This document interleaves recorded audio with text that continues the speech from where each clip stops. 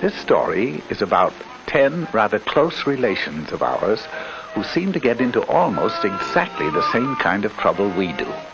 All 10 of these jolly characters lived in the same neighborhood and were all good friends, generally speaking.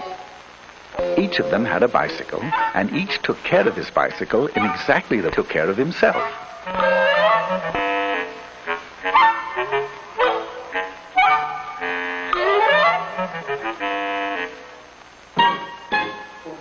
One day they held a group think and decided to have a picnic in a little park just 9 blocks away. Now that doesn't sound far, but a lot can happen in 9 blocks, right? Well, sound off out there. I said right? Right. So, they all ran home and made themselves sandwiches. I know that doesn't sound too likely, but of course, human. Then they hurried back, all ready to go. Now, one of the 10 was a rather hungry type.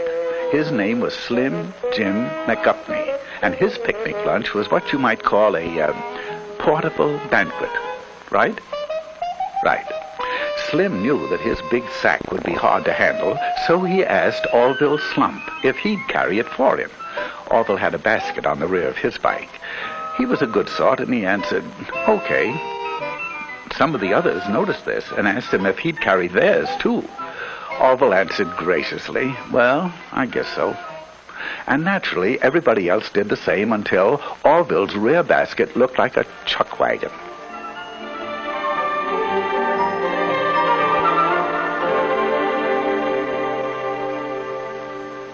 At last, they were ready to go, and at a given signal, they went.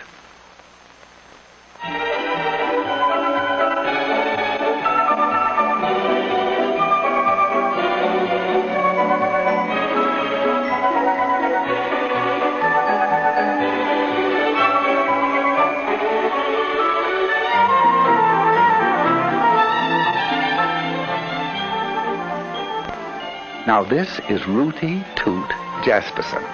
He had the newest bike in the bunch, and he was as proud of it as he could be. He made it a point to get in the lead, and there he intended to stay. It would seem that Rooty Toot was a slam-bang go-getter headed for big things in life, right? Right. But when you have to be first all the time, there are a few things you find you don't have time for. Such things as making hand signals. Oh, he knew very well that bike riders are supposed to signal just like auto drivers. Hand down for slow or stop. Hand up for right turn. Hand straight out for left turn. But pretty soon, he began to feel silly making so many signals to stay out in front. So he skipped one to rest his poor old tired arm. Just one signal, once. At this point, Rooty Toot Jasperson left the party.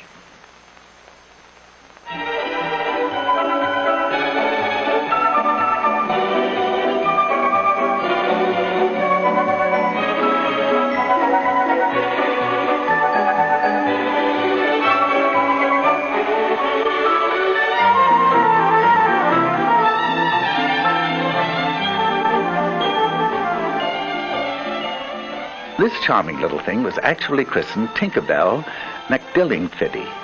She's a sweet and lovely girl, but she has a rather poor memory. Sometimes she forgets to brush her teeth. Sometimes she leaves homework at home. And sometimes she forgets to look at traffic signals. Now she knows that she should. She knows that she should ride just like auto drivers drive. But she's so busy being happy all the time that her little thoughts tend to wander and... Oh, dear, they're wandering again. Here she goes.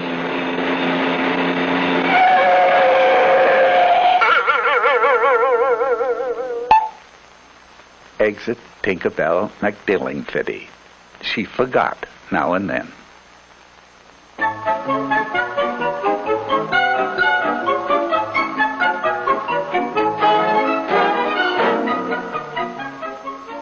Now, let me introduce Philip Flugel. He's a star athlete, the president of his class, an honor student, and he has the handsomest profile in school. Just look at it, will you? Now, Flug, as his friends call him, has one little flaw in his character. He is very easily bored. Right now, he's asking himself why everyone has to go up this side of the street. It's so samey. So, proving that even a class president can make mistakes, he decided to ride against traffic.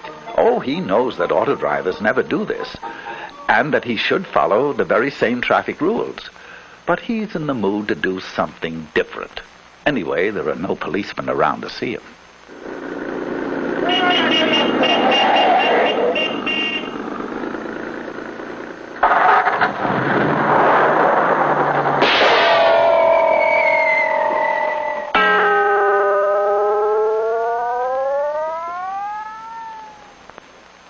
Philip Flugel is no longer bored.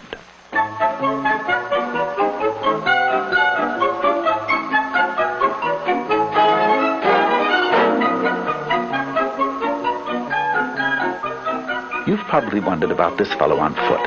Well, his name is Mosby Pomegranate. He is splendid in dramatics, but he works so hard memorizing his lines that he doesn't get around to a lot of other things. He never made it down to register his bike and get a license for it. He knows very well that a license makes it easy to find out who he is if he's in an accident, and makes the bike easy to trace if it's lost or stolen. That's his trouble. Last week, while he was rehearsing the lead in King Kong, someone rode off with his bike. He went to the police, but of course they couldn't help him since it had no license or registration.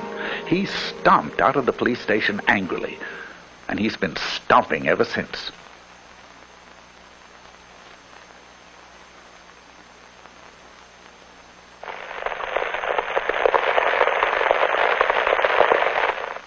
Farewell, Mosby Pomegranate, victim of fallen arches.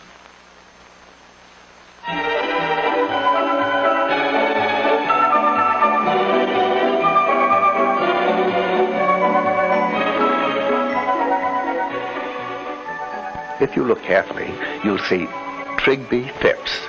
He's the smaller one in Eclipse, trying to make that bike go. His passenger is an old friend of ours, Slim Jim McGuffney. Slim Jim's bike recently collapsed from the effects of his diet, and Trigby, being a nice little fellow, agreed to ride him. Now, he knows that no auto driver would drive with a passenger in his lap. He also knows that you can't see ahead very well with someone on the handlebars, and that you can't control the bike well, and that you can't make signals either. Furthermore, it is tiring. Right? Right.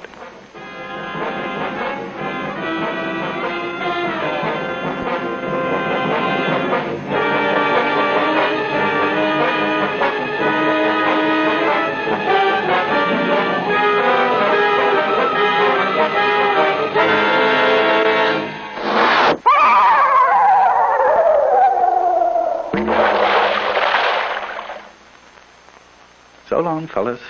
There seems to be a flaw in the buddy system.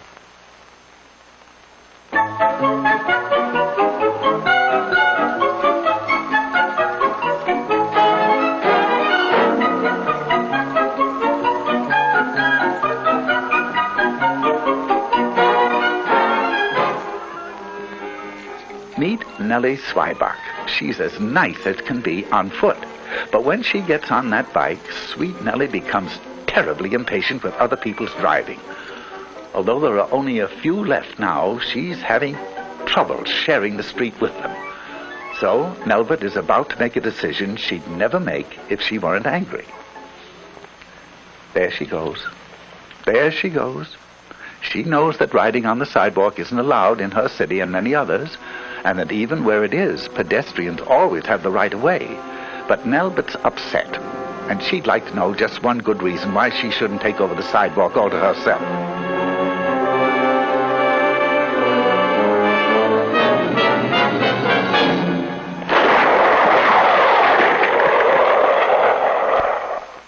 Nelbert Swibach got her one good reason.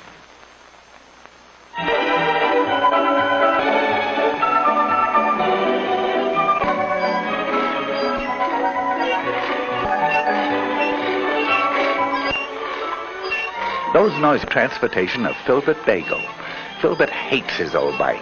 He refuses to take care of it because his folks will probably give him a new one for his birthday. He can't see any reason for taking care of a heap of junk, even if he made it that way himself. He will in a moment, though. You see, he doesn't know it, but he'll find out that there's not a shred of a brake left.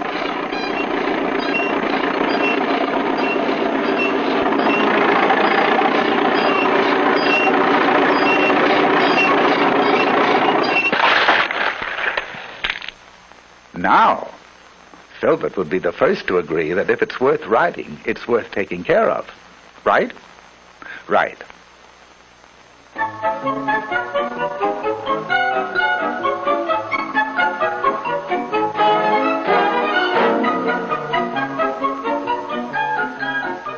Quickly meet Stanislaw Higginbottom while you can.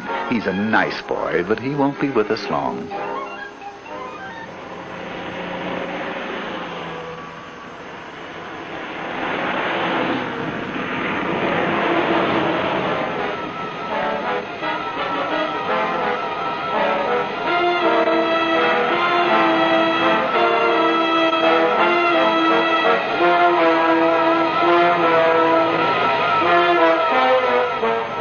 You are now looking straight at Stanislaw Higginbottom. He has neither lights nor reflectors.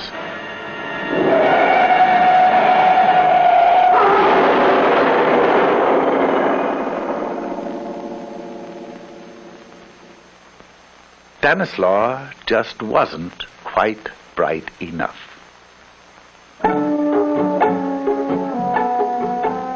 All of which leaves Orville.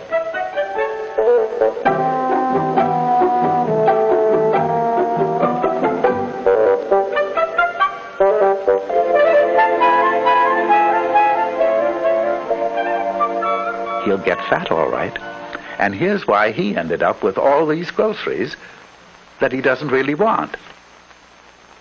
This was Rooty Toot Jasperson. Maybe you remember why he didn't make the picnic. He didn't signal, just once. Do you recall Tinkerbell McDillingfiddy? She forgot to watch the signals, just once. And good old Phil Flugel, he rode up the wrong side of the street, once. Mossby Pomegranate was the walking one. He didn't get around to registering his bike and getting a license. It would have taken him only a few minutes. The small one was Trigby Phipps, and his passenger was Slim Jim McGuffney. They rode double into trouble. Who can forget Nelbert Swyback? She wanted to know one good reason why the sidewalks didn't belong to her. Then there was Filbert Bagel. He didn't take care of his brakes, so they didn't take care of him. And good old Stanislaw Higginbottom. No lights, no reflector, no Stanislaw.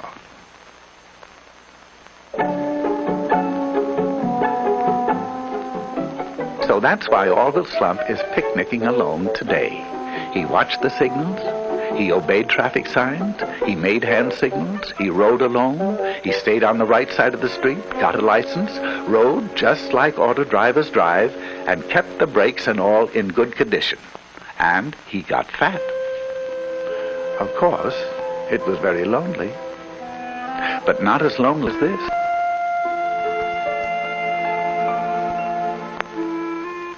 But then, as anyone can plainly see, he wasn't a monkey, right? Now, that sounds as if you really mean it, right?